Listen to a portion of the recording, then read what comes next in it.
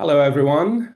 I'm very pleased to see and have Haidee Kotze with us today. I met Haidee a few years ago when she was still with us in Australia, and I had the honor to co-supervise a PhD with her. And actually, if there are any prospective PhD candidates here interested in doing research in corpus linguistics or corpus studies in translation studies, Haidee would be an excellent supervisor. You have seen Haidee's bio note. I'll just say a few words about her. Her current research interests, of course, we know her in translation studies, but she does more than translation studies. Her research interests include language variation and change in contact settings, with an emphasis on both the psycholinguistic and social conditions of language contact. Within this framework, she studies translated language, world Englishes, and learner language. Her most recent work is at the interface of linguistics and digital humanities and focuses on language change in parliamentary discourse across varieties of English and the role of language mediators like editors and translators in this process. I guess most of you would know that she's also the editor-in-chief of an international journal, Target, International Journal of Translation Studies, and she's also co-editor of the book series Translation, Interpreting, and Transfer. I'm grateful to Haidee for accepting our invitation, and it's a privilege to have her today. Thank you very much, Haidee, for accepting our invitation. Thank you very much, Mustafa. It's really lovely to be here. As I said to you just now, I'm always really happy to talk about this topic. It's something that I'm very passionate about, and it's nice to also reconnect with you. Indeed, we met a couple of years ago in Sydney, and really good memories of the whole supervision process. So thank you for the invitation. I'm going to share the screen. Do you see the screen all right? Yeah, perfect. All right. So I would like today to talk a bit about the interface between corpus linguistics and translation studies. And I want to talk about this more in terms of opportunities. And I want to look at the opportunities at two levels, sort of at the more methodological level and at the more conceptual level. And I am going to first just zoom out a little bit and talk a bit about how corpus linguistics got to connect with translation studies. So I'll talk a little bit about the origin story of what is now known as corpus-based translation studies. But I also want to cast a bit of a critical eye on that, because I think a lot of the time we kind of remain stuck in that origin story of corpus-based translation studies. And I want to broaden the perspective and look ahead. I also then want to reflect a bit on the connection between corpus-based translation studies and digital humanities as well. So I'm going to start there. And then I have a section in here that is titled Methods and Tools. And this is kind of an overview of key methodological issues, together with a bit of critical reflection on the methods. Now, how much time I spend on this depends a little bit on you. And so I guess what I wanted to do to begin with, and I'll do that just now, is to just hear a little bit about your own experiences with corpus-based approaches in translation studies. So have you worked with corpora? What sorts of things have you done? Do you see yourself as very experienced in this or not really? And then I can decide how much attention to give to that second section. What I really want to focus on in this talk is this third section. And this is the question of what kinds of research corpora, or if you want to look at it differently, big data, what kind of research are corpora good for? And I have 4 points here, and I'm going to go through all of 4 of them, I hope. But I'm going to put more emphasis on the first 2 of these. And the reason for this is simply that this is where most of my own work is centered. So the 4 dimensions that I've identified here are, firstly, studies of the language of translation. So we can use corpora to study what translated language itself looks like. The second one here is studies of language about translation. So when people talk about translations, for example, when they talk about the quality of translations or they talk about their experiences with translation, we can use corpus methods to actually analyze the way in which people talk about translation. The third point there is kind of connected to this, but here it's less about the language about translation. So what sorts of language do people use? And it's more about concepts. In translation, concepts of translation, concepts via translation. So while those first 2 points really focus on language, the language of translation, the language about translation, this third one is really about concepts and what happens to concepts when they are translated, but also what sorts of concepts of translation do people have. The last point here is what I've tentatively called studies of the materialities of translation. So now we move away from language, we move away from concepts, so we move away from the text itself in a way, and we start thinking about how we can use corpora or big data sets to study publication patterns or trends or people or institutions. So it's more of a sociological perspective. And my question there is, well, how can we use corpora potentially to study that? And then I'll conclude with a couple of observations about where I think this area of research is going in translation studies. Before I get started then, I think that this is a good moment for me to check in with you. Have you used corpora before? Do you have a lot of experience with it? And the way in which we can do this is you can put this in the chat, your comments if you like, or you can raise your hand. I think maybe that's the best. And you can tell us what you've done, if you like.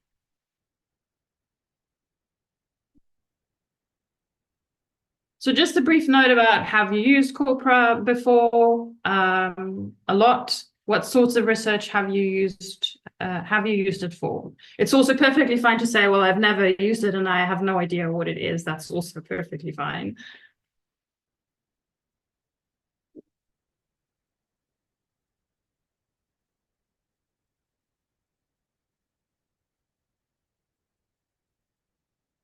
Okay, so Mustafa says he has used translation corpora to examine quality in community translation. So evaluating the quality of the translation using corpus type methods. Yeah, okay.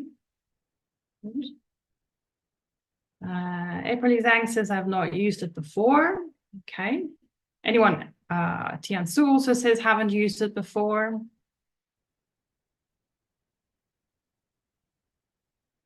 Another Moje saying I haven't used it before either.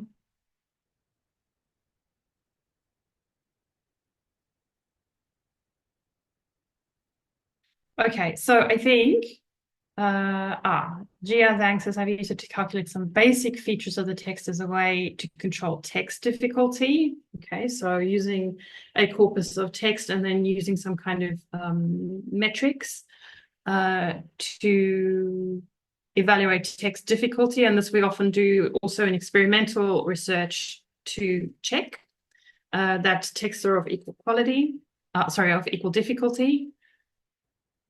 I've never used it before in interpreting research, but I'm very interested in oral corpora. Okay. Okay, I'm not going to spend too much time on this, but I think the sense that I'm getting is that most people haven't really used it, or they've used it for specific purposes. So then I am going to spend a little bit more time on that basic methods and tools part of the talk as well, just to give you an idea of let's say, like a kind of a crash course in if you're going to do corpus research, these are the basic methods things that you need to know. And then I'll go on to point 3 there. So if I start then with my little bit of background reflection, if I ask you, what do you think about when you think about corpus-based translation studies? What is the first thing that comes to mind when I say corpus-based translation studies? You can put this in the chat as well. Just 1 or 2 words. I say corpus-based translation studies, you think statistics. Yeah, you're not wrong.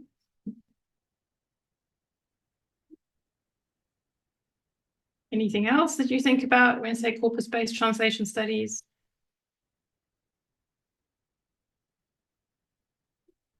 Marriage between descriptive translation studies and TS, translation studies in general. It's very true that the kind of origin story of corpus-based translation studies is absolutely very strongly based in descriptive translation studies.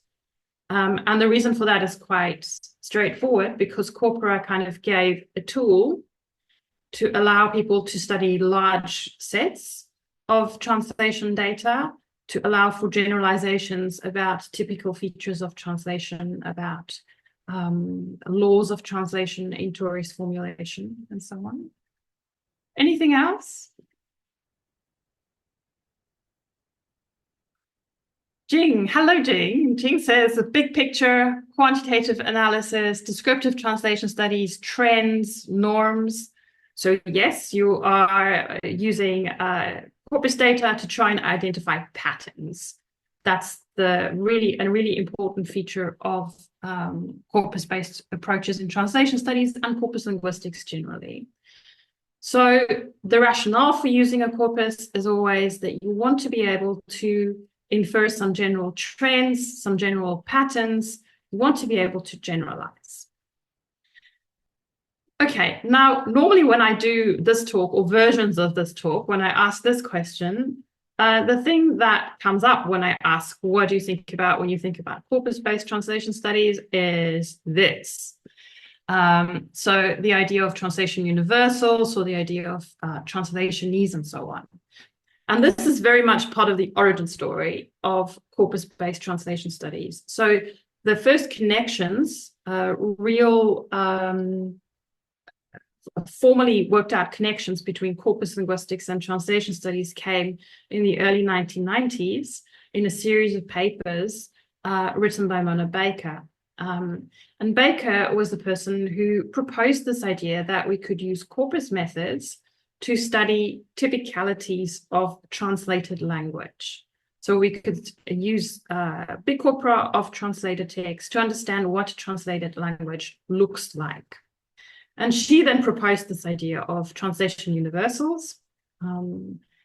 It's a concept that kind of goes back, way back in translation studies as a discipline. It goes by different names quite often. Translationese is another name for it. But Baker proposed this idea of translation universals, and this really captured the imagination of quite a big group of researchers. And the idea with translation universals was you could identify, if you had a large enough set of texts, you could identify linguistic features that were typical of translations or universal to translations. Baker's big innovation was also to think about a different method in which you could do this. So up until that time, mostly when people thought about comparing translations, they always thought about comparing the translations with the obvious thing, which is the source text, right?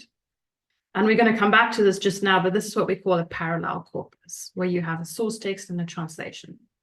And Baker's innovative proposal in the 1990s was that, well, maybe we don't just need to compare translations to their source texts, but we can compare translations to non-translated texts in the same language.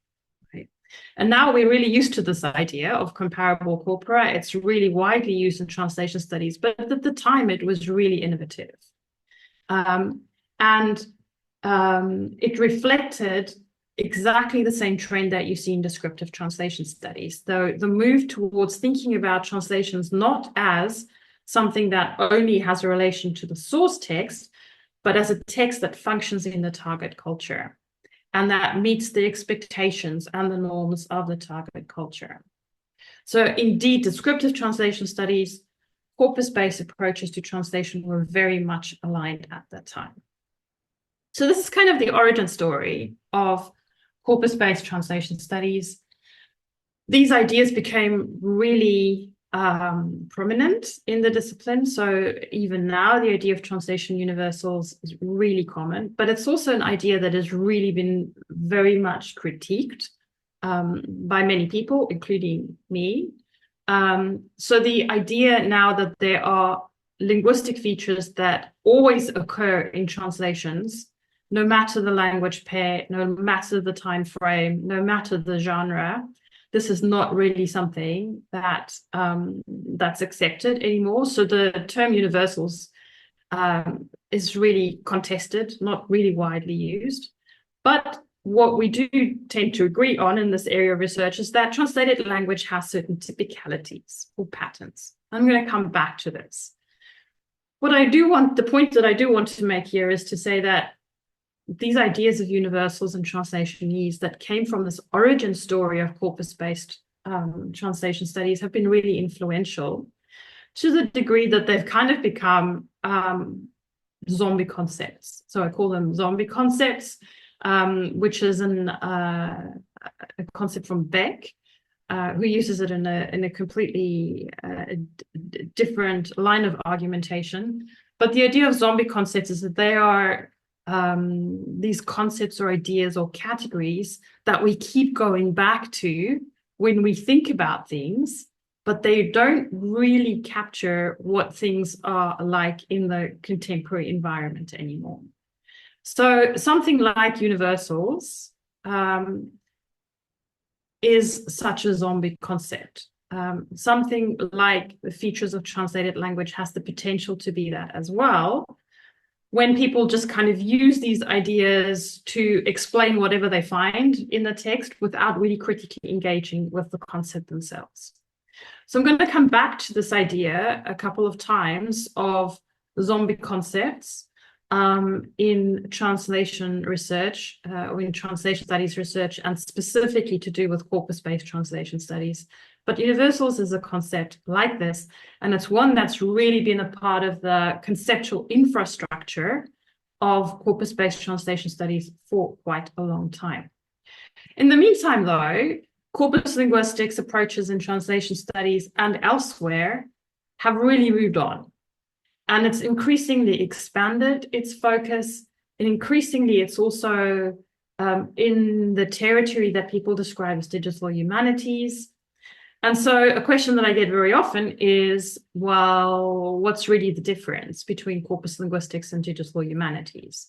So when we talk about corpus-based approaches to translation studies, we talk about corpora, corpus linguistics, maybe computational linguistics. When we work in digital humanity, we talk about humanities, we talk about big data. So what's the difference? There is an overlap, which I'm going to come to just now. But it's important to remember that these are two different disciplinary traditions in a way. So what is a corpus?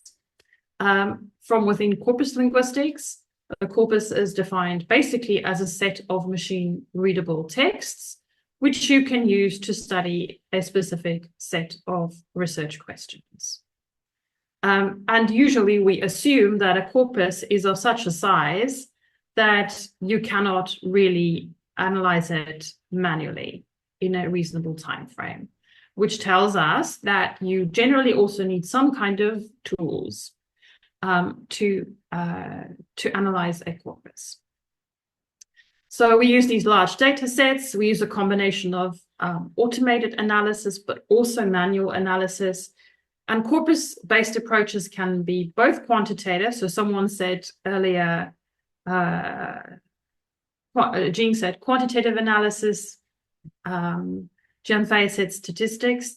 This is absolutely the case, but there is also definitely a qualitative dimension to corpus-based approaches. An important point to keep in mind here is that a corpus is not some random collection of texts. A corpus is a collection of text, a collection of naturally occurring text that can be spoken, can be written, but it's systematically put together according to some set of criteria. We'll talk about corpus design a bit just now. The last point here to make is that corpus approaches can be corpus-driven or corpus-based. And this is basically the distinction between bottom-up and top-down approaches. So corpus-based approaches are top-down. You start with a hypothesis, with a theoretically informed hypothesis, and you use your corpus to test this hypothesis. Corpus-driven is more inductive. So you let the data kind of, the patterns emerge from the data itself. So you don't necessarily start with a hypothesis. So far, corpus linguistics. What about big data and digital humanities? So when we define digital humanities, that's not so easy to do because it's really, really broad. But basically, here's the definition from Drucker in 2021, saying digital humanities work is done at the intersection of computational methods and humanities materials. Materials may be analog, born digital, and the integration of computational methods depends on decisions in the project design. So digital humanities is a lot broader. It may include computational analysis of textual data sets like Opera, but it also includes things like bibliometrics, network analysis, 3D modeling of artifacts, games. So you don't necessarily need big data for it. So there are overlaps between corpus-based approaches and digital humanities-based approaches. Opera are one kind of big data. We can see corpus linguistics as a subset of digital humanities. There are digital tools involved. But it is important to remember that these approaches come from different disciplinary traditions. They have different histories. They have different assumptions. Okay, so on to some basic methodological concerns. So what kind of a corpus do you need? This is where you need to start. And I just said that a corpus is not some random collection of text, but there are always principles for its design. So you can design a corpus basically along any criteria that you want, linked to your specific research questions, of course. So you can restrict a corpus to an author, a text type, a time span, a variety of a language, a subject, an institution, anything as possible. But whatever you do, there are two important considerations. The one is that principles for balance and representativeness are followed. So this means that if you are doing a study, for example, where you are interested in, let's say, literary translation in a particular time period, in a particular place, you can't just randomly select, a handful of examples of literary texts. You need to have principles for ensuring that the sample that you select is representative of the larger population of texts, so to speak. And your corpus needs to be balanced as well. So, for example, if you have a translation corpus that's meant to be representative of translation in a particular time and place, you have to make sure that you don't only have one translator or one author represented in that corpus. So that's the first principle, balance and representativeness. The second principle is that information about the exact composition of the corpus is available. So this is metadata.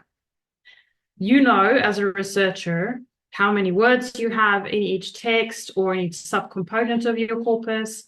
You have access to the metadata of the text. So author background, translator background, the time of text production, maybe the publisher. The metadata depends on the research question again.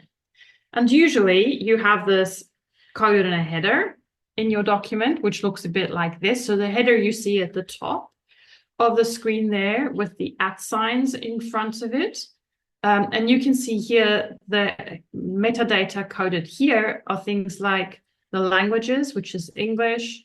It tells you that it's a text writing sample. There's an ID, age, gender, region, education, testing year, test level, all of those, that information is included in the text itself.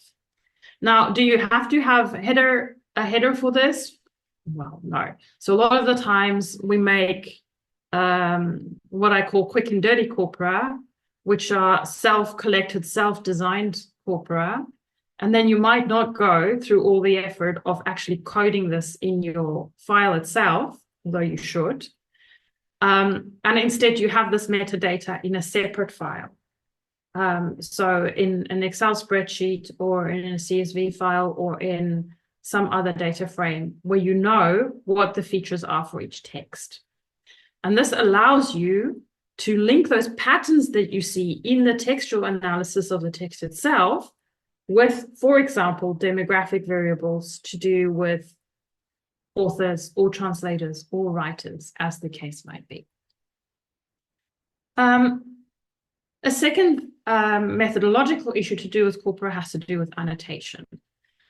So a corpus can just be raw text. Can be raw text in a TXT format or an HTML format, XML format. But you can also annotate it in different ways. So most of the time, when we annotate corpora, we annotate them by adding tags or labels to show which word class each word in the text belongs to. And this is called part of speech tagging. And you can see an example of a part of speech tag corpus here. So after each word, there is a tag that tells you what word class it is. So AT tells you that it's an article. JJ tells you that it's an adjective that comes before a noun. NN tells you that it's a noun, for example. Why is this useful? Well, it's useful because it makes it easier to find things. So it makes it easier if you're searching to find, for example, the noun form run without finding many instances of the verb form run. So you can use it as a search criterion. Right? So part of speech tagging is most commonly done. It's useful for basic searches.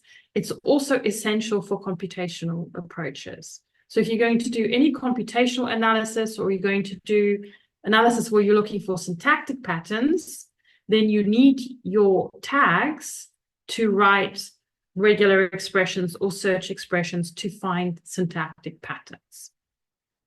But if you're using your corpus for something else, you may be just searching for, your focus is on lexes, for example. Yeah, then maybe you don't need tags. You can also do all sorts of other kinds of annotation.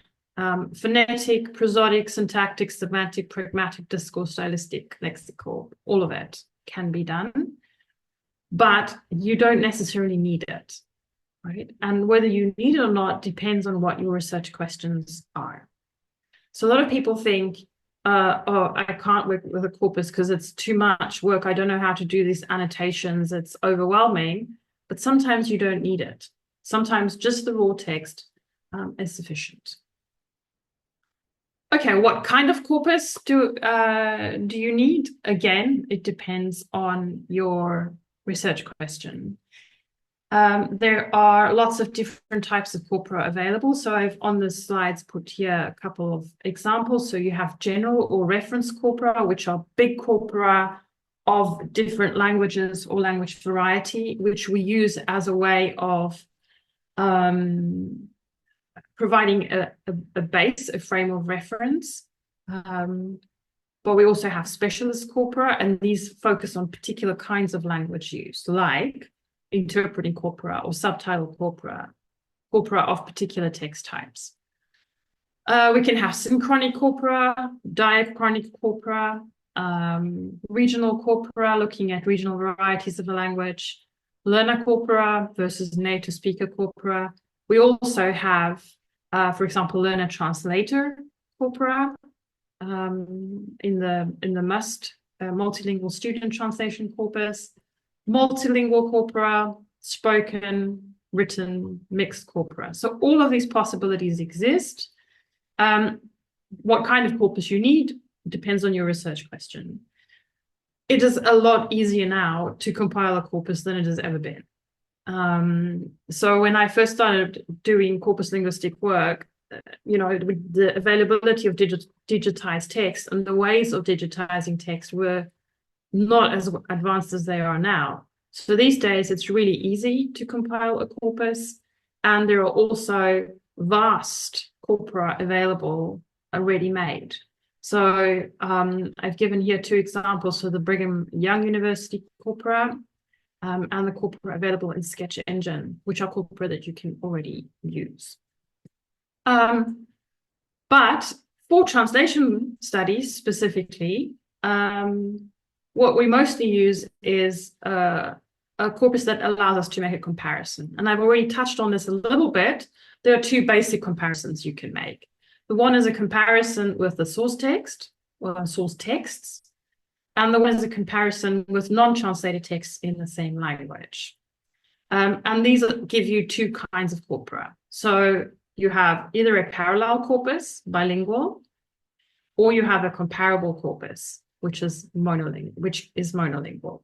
There are more complex configurations of this. So you can include, for example, all translations of different texts or multiple translation of the same text or one or more directions of translation. You can include native speakers. You can include language learners, professional translators. So there are really very many possibilities to expand this, but this is the basic construction: parallel, comparable. And of course, other types of corpora also exist, like subtitle corpora, interpreting corpora, reviews of translation, and so on.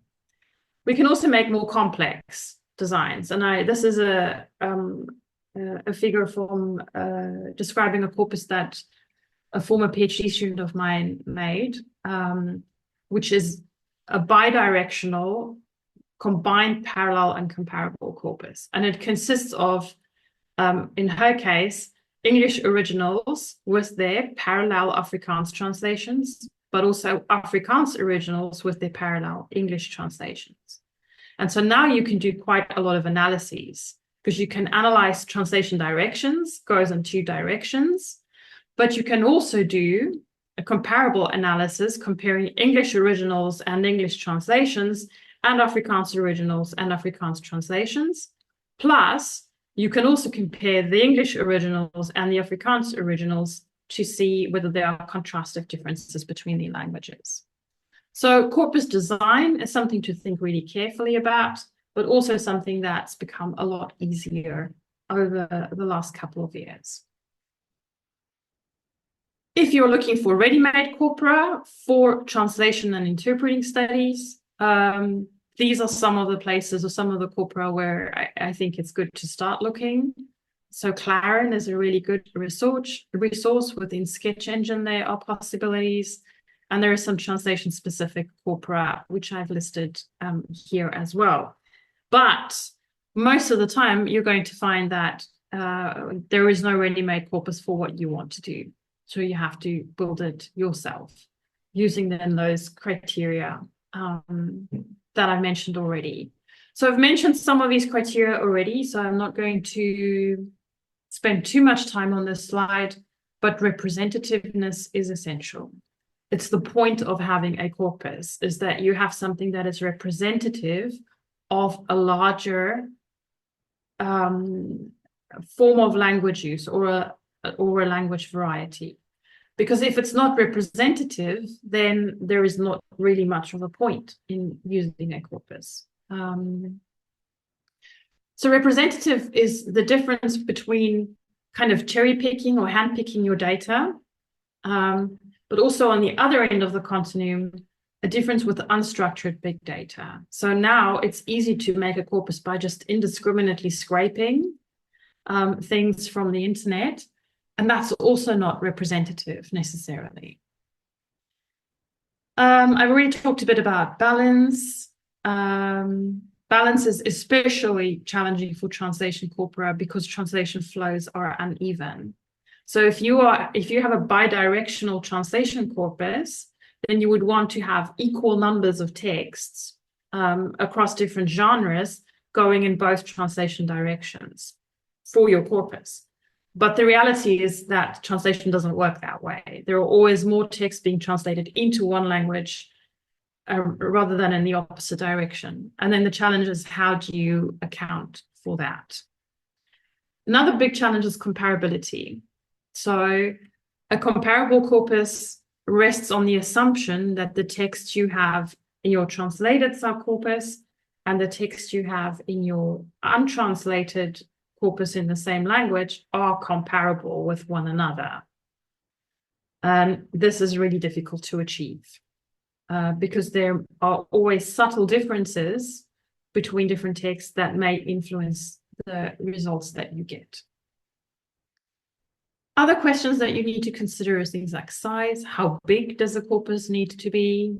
There is no simple answer to that question. You also need to think about whether you're going to sample text, so use extracts from text, or whether you include whole texts. And then you need to think about things like, how are you going to compile and organize your corpus, capture the metadata, align the parallel corpus. There are tools for helping with this, but you first have to think through the basic principles that inform the design of your corpus. And here your research question is always central in guiding that. In terms of methods and tools, what sort of software do you need? Well, if you can, learn to code, either R or Python. And a lot of people don't want to hear this. So I also say, if you can't or you don't want to code, choose your tools suited to your research questions and also your own abilities and interests.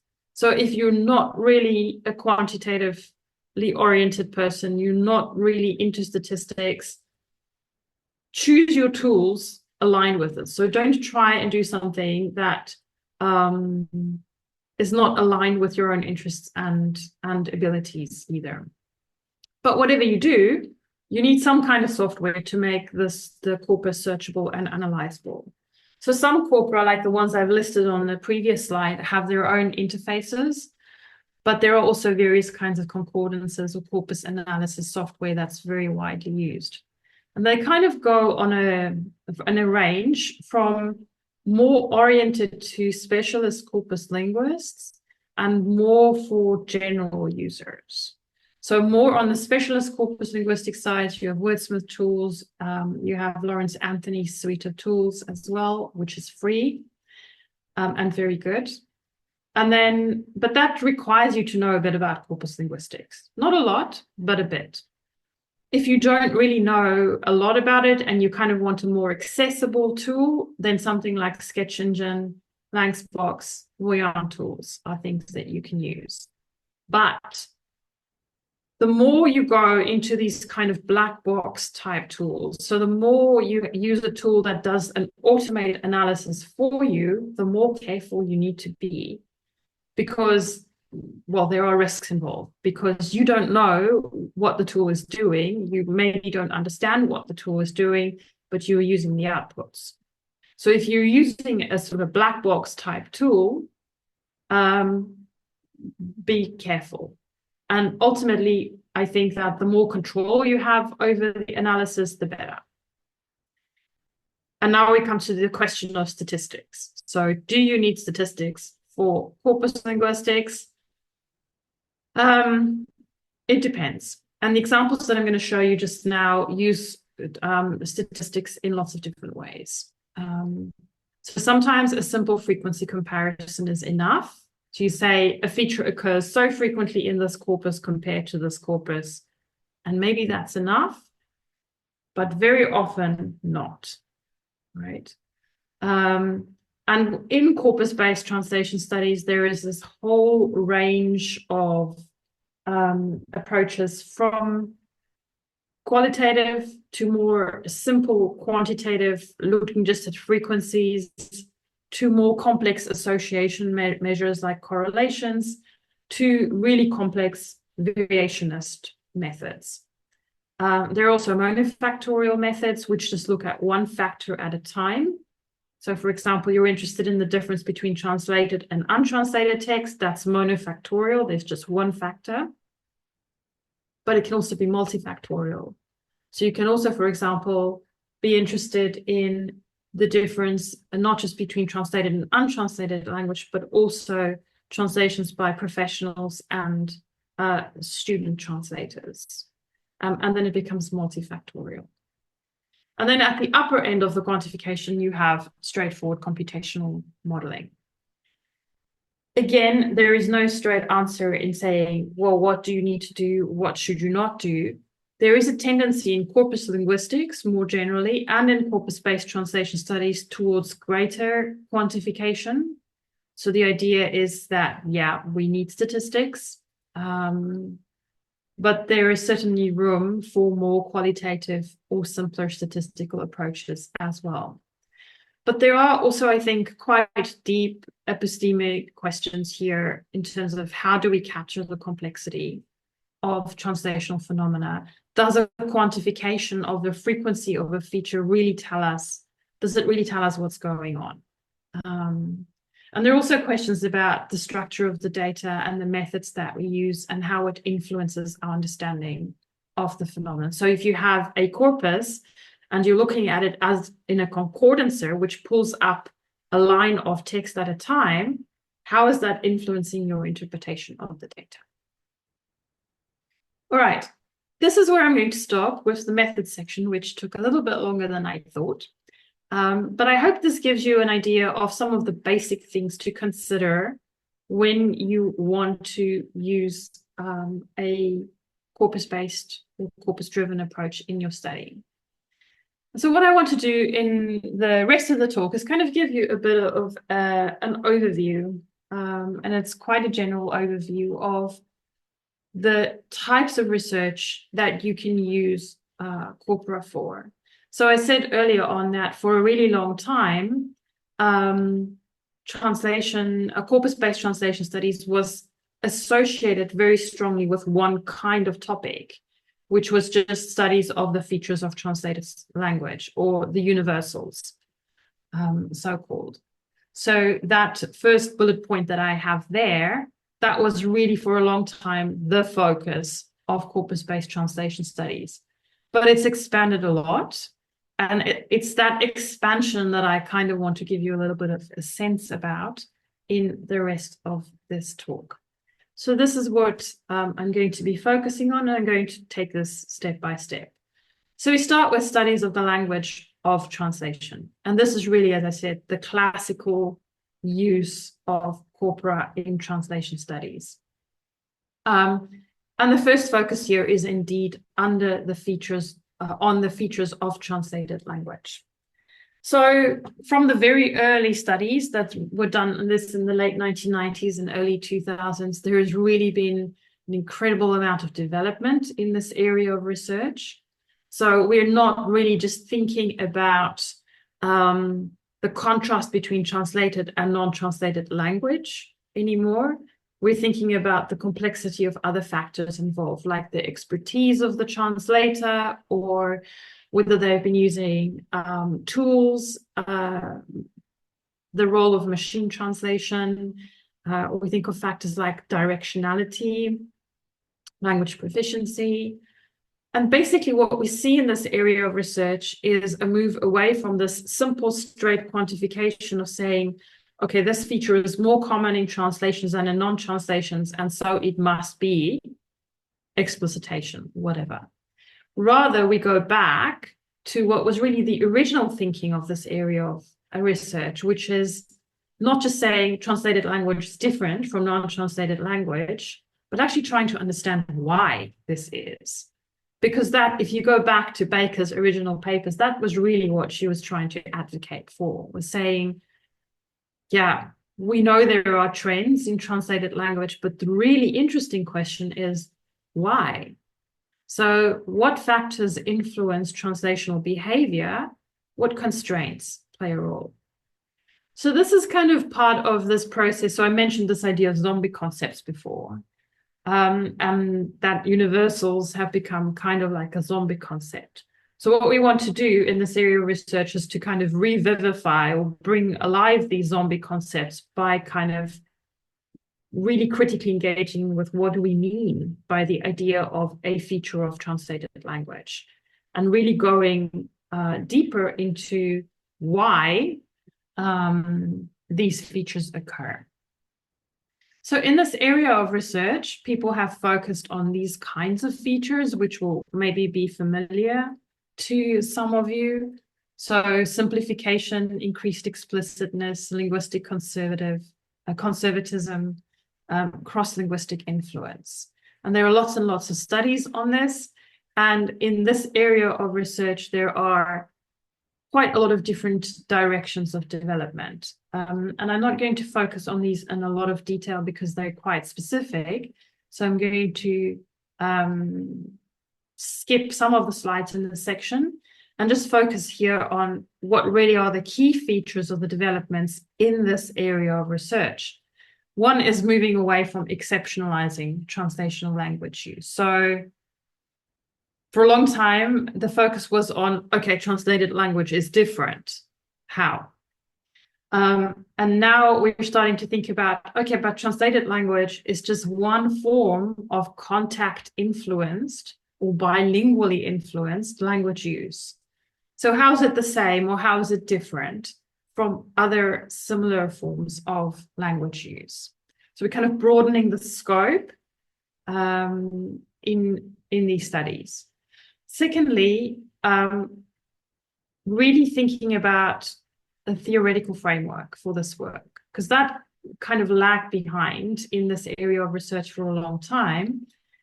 And in the last 5 or 10 years or so, there's really been a move to providing a more coherent, linguistically informed framework for these comparisons.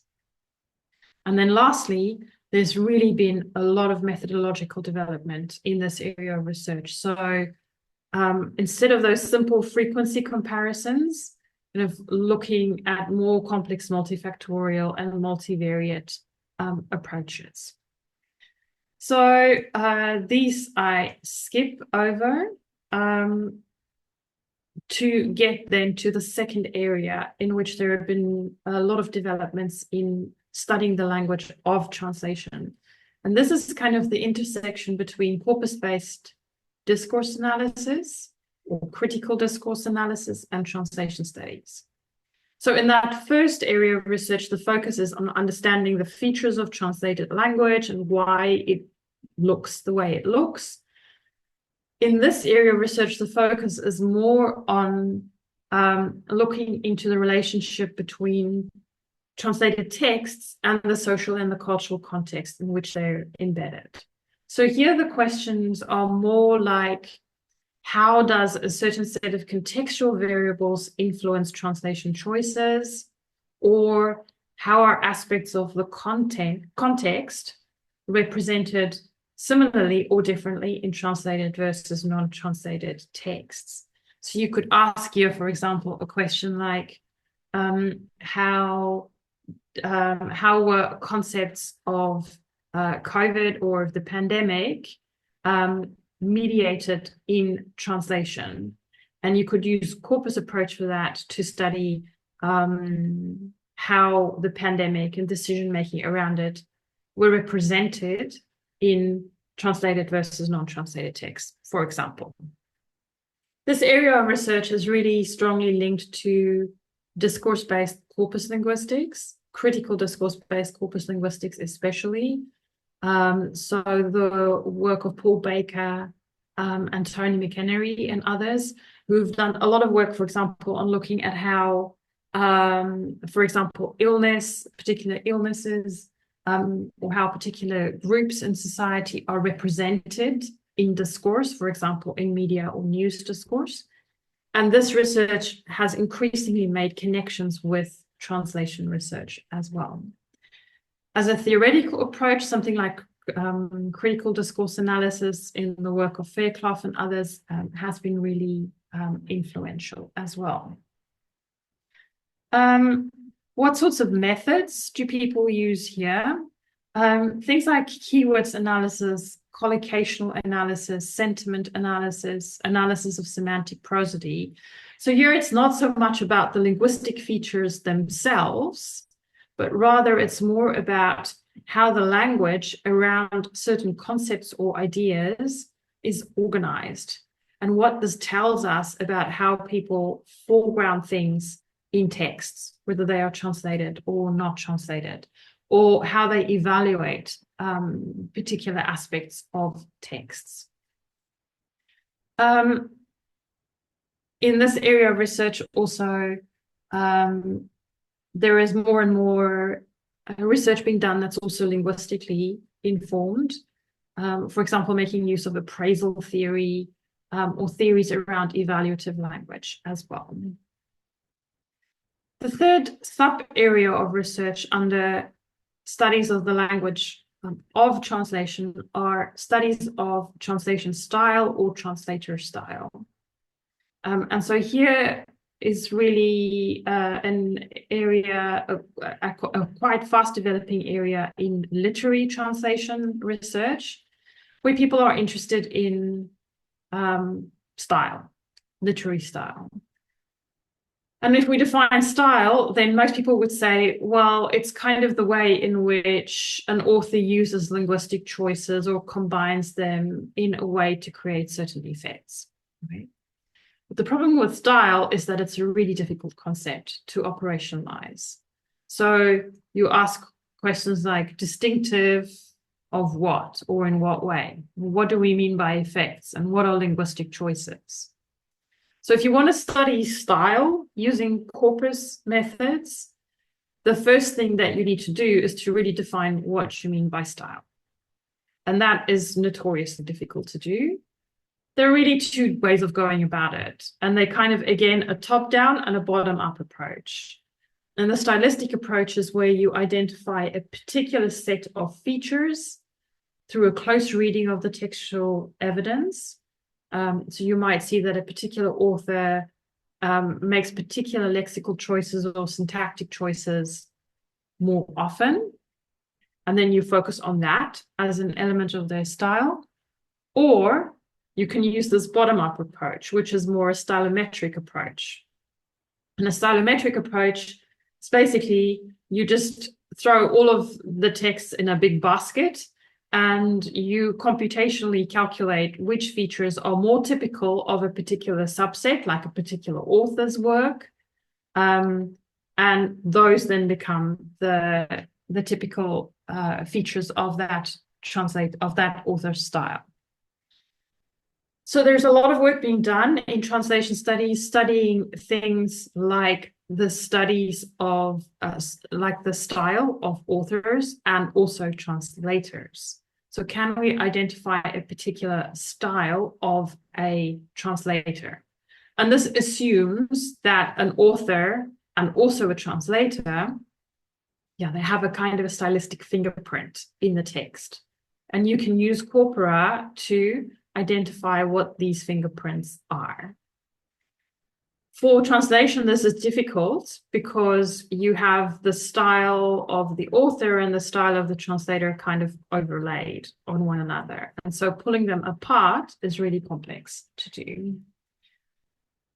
But you can also study the style of a text. So not of an author or a translator, but of a text. And here again, you could focus on original or translated texts. And you can study this using either stylistic or stylometric methods again. The fourth area of research focusing on the language of translation is something that we're seeing a lot of in the last couple of years. So studies comparing human and computer-mediated translation. Mustafa mentioned that I'm also the editor of Target, and at the moment we are getting so many submissions along these lines and comparing human translations with translations produced by DeepL and ChatGPT and this and that.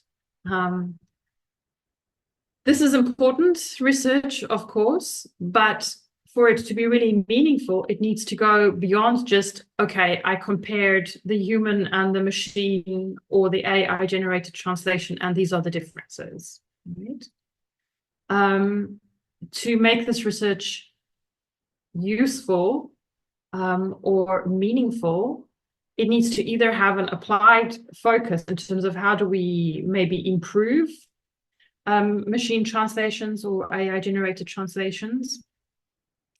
Or, and I think this is even more interesting, we can use this approach to really deeply reflect on what human translation is, right? So if we compare human machine translation, then we can identify patterns and trends in differences. It would help us to understand better what is human about translation and maybe what is not. So there's a lot of research being done in this area, and I think a lot more to come in the coming years. But my future-oriented vision on this is that at the moment, we're too much stuck in just saying, well, I compared the outputs and these are the differences, and it stops there. So there needs to be a stronger theoretical or applied impetus behind that. All right, I skip a couple of slides here to just summarize this area of research, so studies of the language of translation, and just reflect a little bit on where we go from here. I think big methodological questions are, how do we make better corpora, and how do we make corpora that actually capture the realities of translation now? So translation now is done with a great deal of technological assistance. So computer-assisted translation is the norm rather than the exception now. How do we capture this in our corpora? Translation occurs in lots of different forms increasingly.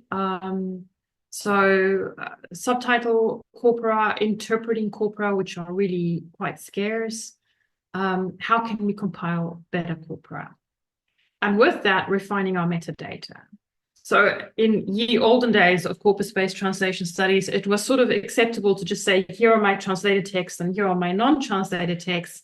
But now we actually want to know who are the translators, what are their language backgrounds, what are their language experiences, to better understand these patterns that we see.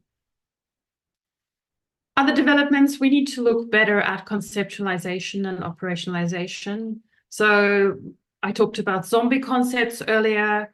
There are a lot of these around. Explicitation or explicitness or normalization. We need to define them more carefully. We need to make them operationalizable.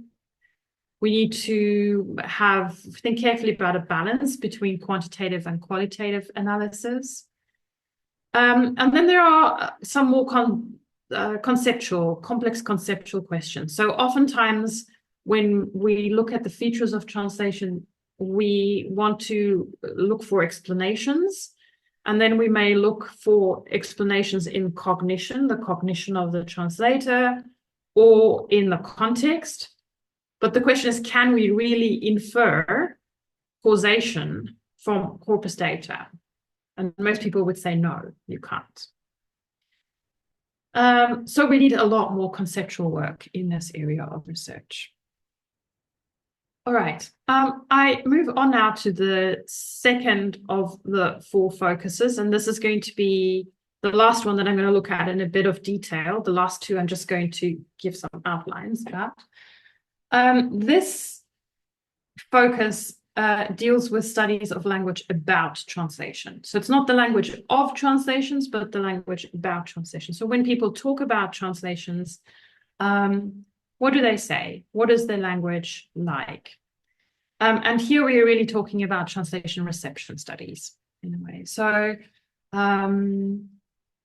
big data corpus approaches really opens up new possibilities for understanding how readers or viewers experience translations by analyzing user-generated content. And there is a growing awareness in translation research that we don't know a whole lot about how readers experience or construe or understand translations. There are some studies on this, for example, using experiments or surveys or ratings or ethnographic approaches. A growing interest comes then into looking at user-generated contents and specifically online book reviews. Mostly the existing research focuses on individual books or individual retranslations, but this is changing very rapidly. So this is another thing that I'm seeing more and more of in the review work that I do also, is this interest in understanding what readers think about translation and then using online book reviews or online discourse to analyze this together with corpus methods. And so the example that I've given here is a study that I was involved in a couple of years ago, which was one of the most fun things I'd ever done. So it's called the Dioptra-L project and stands for Digital Opinions on Translated Literature. And it's a big corpus of reviews of translated books gathered from Goodreads. And in this study, what we did was we tried to use this data plus corpus methods and data mining methods to see whether we could identify some patterns in how people talk about translated books. So this is here as a kind of an example of this type of study. What I'd also like to highlight here is that in this study, we really tried to connect the methodological innovation, so the digital humanities, big data, corpus linguistics approach with concepts. So trying to develop the theoretical side of it in more detail. And in our case, we took another zombie concept, that of norms, and tried to rethink it through a bit of a socio-cognitive lens.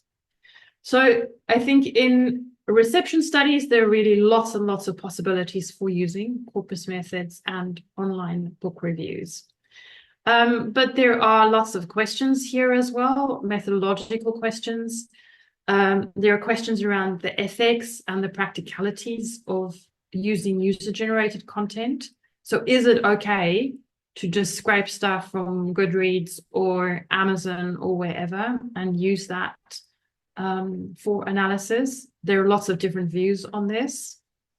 The use of metadata, that's really tricky with these kinds of corpus because you don't know who the users are and you cannot harvest their metadata. You shouldn't harvest their metadata either. So that makes it quite challenging. And then also in terms of analytical methods, there are these big computational methods like what we used in Dioptra-L, things like discourse analysis, collocational analysis, and keywords analysis.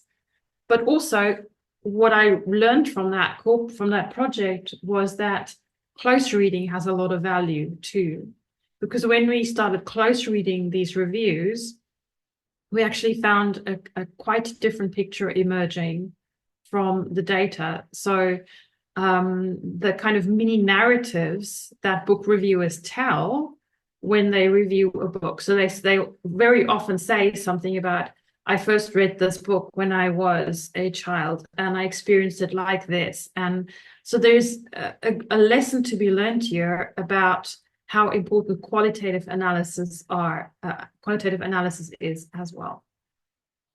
Okay, I'm mindful of the time and I'd like to keep some time for questions. So what I'm going to do is I'm going to give you a nutshell overview of the last two areas of research.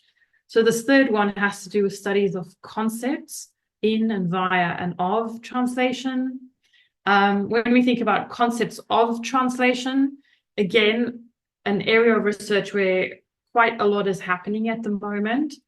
And it focuses on the question of how translation is conceptualized by various groups and how it matters.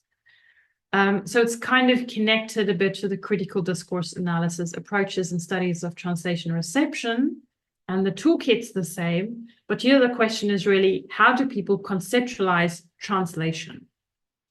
And for this, people have, for example, so I've done a study on Twitter, former Twitter. Jan Butz and Denise Malaimer have looked at news reports. A student of mine have looked at different online discourse about machine translation and AI. But here we're focusing on how people understand the concept of translation.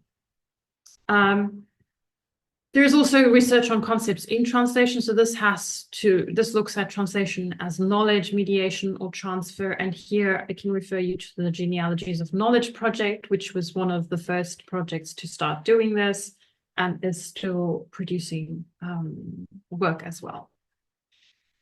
The last point here, which kind of moves away a little bit from corpus linguistics per se and more into the domain of big data, is what I've called studies of the materialities of translation.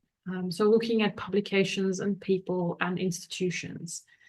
And the sorts of research that's starting to emerge here are things like bibliometric studies. So bibliometric study is based on a big data set of publication data. And we can here do studies of translation to understand translation publication trends and patterns over time, but also studies of translation and interpreting studies as a discipline. So looking at the evolution of the discipline over time. There's a lot of bibliometric studies being done. And at the moment, it becomes easier to do bibliometrics. So here is another area of research where I would say, if you're interested in a bibliometric study, think really carefully about what your research question is. Just identifying trends, I think, is no longer that substantive a question. I think there are really meaningful opportunities in considering like ideological issues and patterns of in and exclusion in translation and translation studies. The last type of study that I'll highlight here very briefly are network studies. So here we look at how agents are connected in translation networks. It can be more quantitative, more qualitative, but it's based on the modeling of data of different agents, institutions, translators involved. And there's also a diachronic dimension to this. So we can look at how these translation networks change over time. So I skip over this really quickly because it's kind of more loosely connected to the corpus-based approaches, but so you know that it exists. So to conclude, what I've tried to do in this presentation is to kind of do three things. So the one is to give you a little bit of background about where corpus-based translation studies came from and why it ended up having the kind of focuses that it had for a really long time.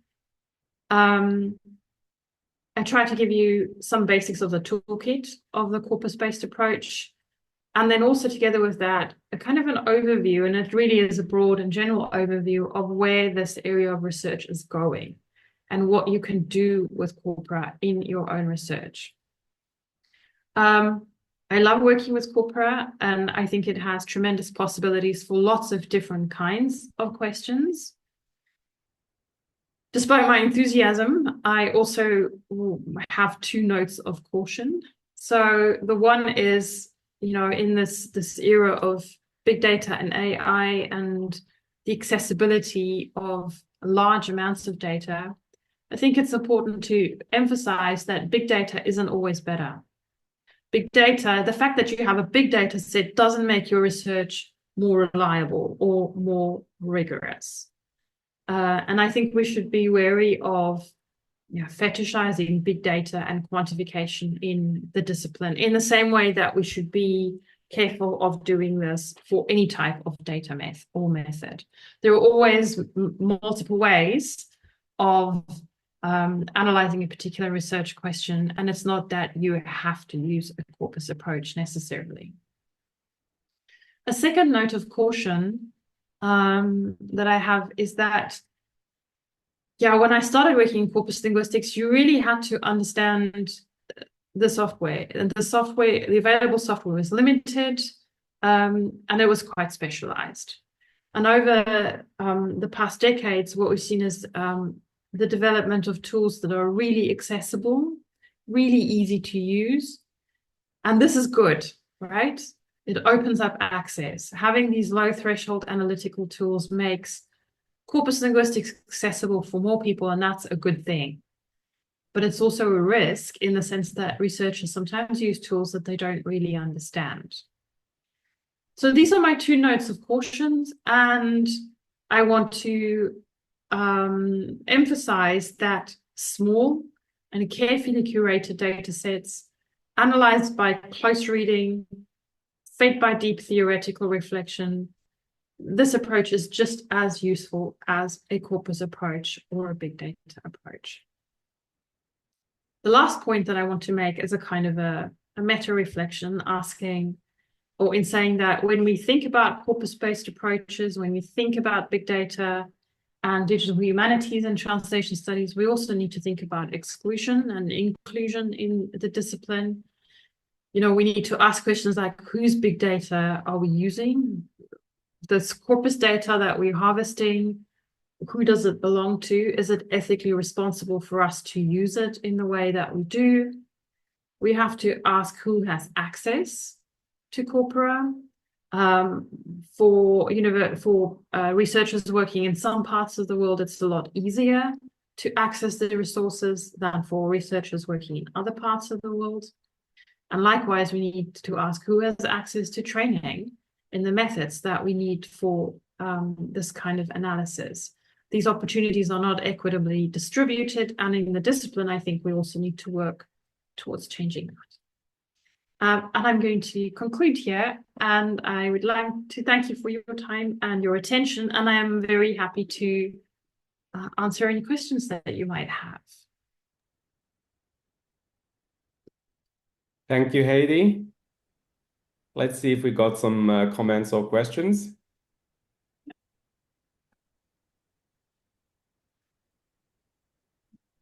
So I can see there is a question from Jan Fei.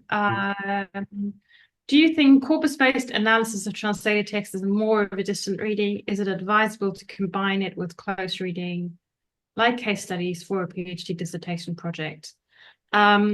So my standard answer to this question is it depends on your research question, and it depends on the kind of disciplinary tradition that you're working in.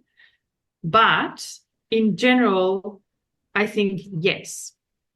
So corpus approaches, and especially the type of corpus approaches that we see now, which more and more go to the heavily quantified side, very statistical, very computational, they're definitely a kind of a distant reading approach.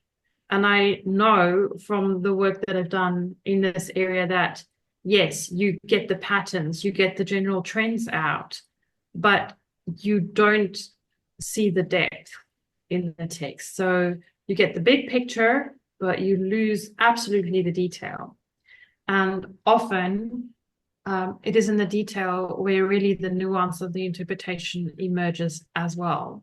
So I always recommend to students that if you are able to combine these two approaches, so a more quantitative distant reading type approach always benefits from a more qualitative close reading case study type approach as well. Having said that, if you're doing a PhD, sometimes it's not possible in the scope of the project. So it's always weighing these things up a little bit. Another question. How Yeah. does the corpus methodology inform the emerging field of translation as constrained communication? Yeah, thank you for that question. So these are the slides that I skipped over because it's quite a specific application of the evolving area of research on the features of translated language. And so the idea of constrained communication is part of work that I've been doing over the last couple of years with a group of colleagues, specifically my colleague Bertus van Rooij. And this is this idea that, well, we shouldn't just be focusing on translation. We should be studying translation alongside other sorts of language varieties that are maybe constrained in similar or different ways.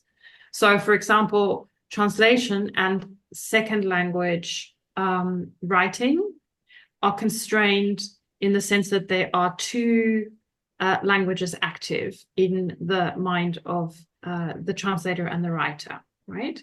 So it's activated in a different way, but there is bilingual language activation. So there's a shared constraint. And then the question is, does this maybe tell us something more about why translation has the features that it does? Because if we see similar features in second language writing, then maybe it's the bilingual activation that's the cause of it. So that's a bit of context about what the constrained communication framework is. The question is, how does the corpus methodology inform this emerging field? Yeah, it's been absolutely a central methodology to that emerging research agenda. My colleague Bertus van Rooij and I both, I think, would describe ourselves as corpus linguists to begin with. And the method there relies on the comparison of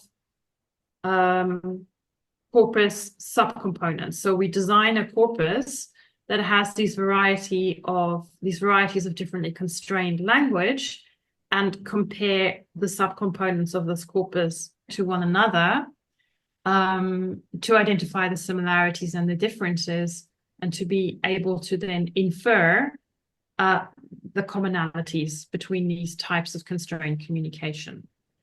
So the corpus methodology is central to it. At the same time, in the last couple of years, we've also, of course, been thinking a lot about the limitations of the corpus method. So I mentioned comparability a couple of times.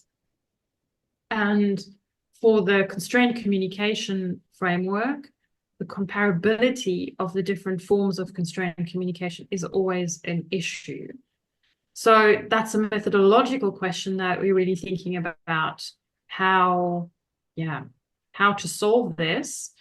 And is it necessary to move out of a corpus paradigm into maybe more experimental type work? And again, it's maybe good to highlight that that's a question not just for corpus-based translation studies, but actually for corpus linguistics more generally, because corpus linguists want to answer a similar question, like, why does the language look the way it looks in a corpus, right? What are the causes of it? Does it have something to do with cognitive processing and language production? Does it have something to do with the social context?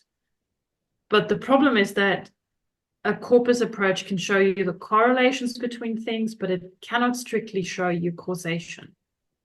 And so also in corpus linguistics, there's this idea that we need to combine corpus and experimental approaches to really answer the why question. And I think that's happening for the constrained communication framework as well.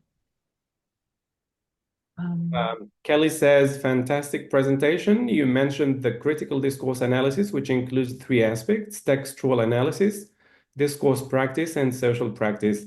How does the second aspect link to the two other aspects? And what kinds of methods do you think can be used in exploring the discourse practice? Yeah, so I think this kind of connects a little bit to what I just said, in the sense that there has been this real expansion in the interface between discourse analysis, critical discourse analysis, and corpus linguistics. But how you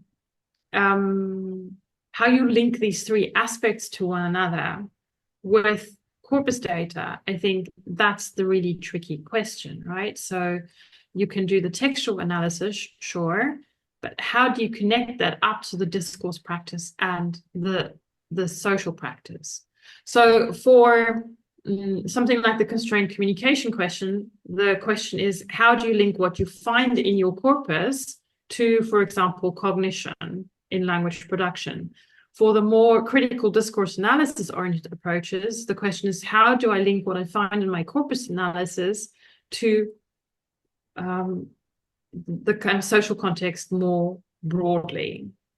And this, I think, the discourse practice aspect, I think, is really, really difficult to connect up in this way. And I think the only way to do it really is to think about multi-method approaches and really carefully design multi-method approaches that allow you to explore these interfaces.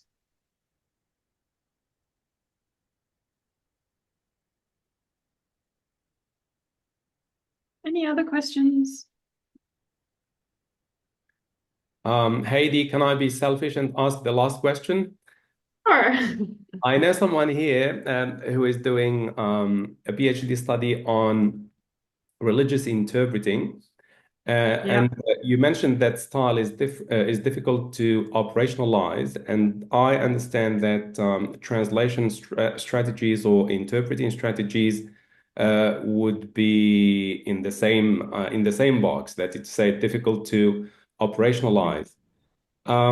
This PhD candidate is working on parallel text, so to speak, that it's say the transcriptions of sermons in Arabic with their corresponding translations or interpretations into English.